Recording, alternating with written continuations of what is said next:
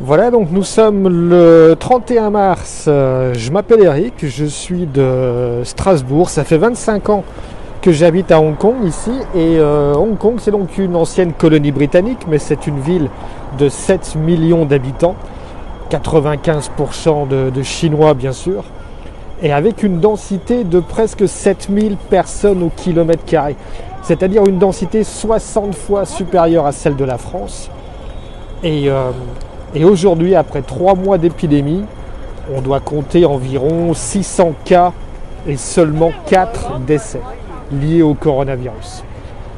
La grosse différence par rapport aux chiffres auxquels on assiste aujourd'hui, et c'est dramatique en Europe, aux États-Unis, c'est que ici, comme vous le voyez, 100% des personnes portent le masque.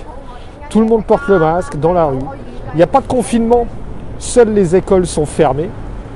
Mais par contre, les magasins sont ouverts, les restaurants sont ouverts, le shopping, les centres commerciaux sont ouverts. Et comme on le voit, c'est une activité quasiment normale, sauf avec le fait que tout le monde porte le masque.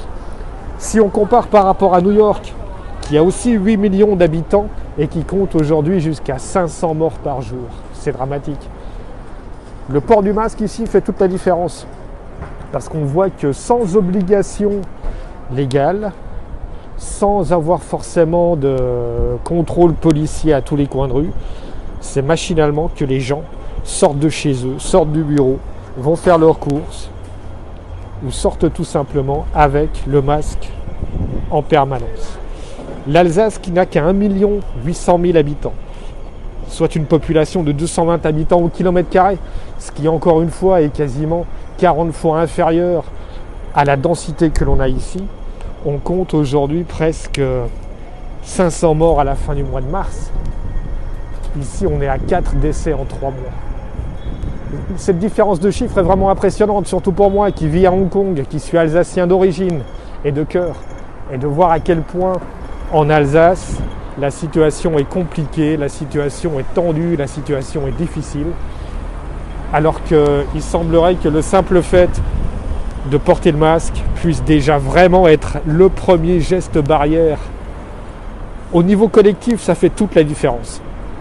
Parce que si tout le monde porte le masque, on voit que du coup, les personnes qui sont contaminées ou qui sont porteurs du virus vont le porter forcément.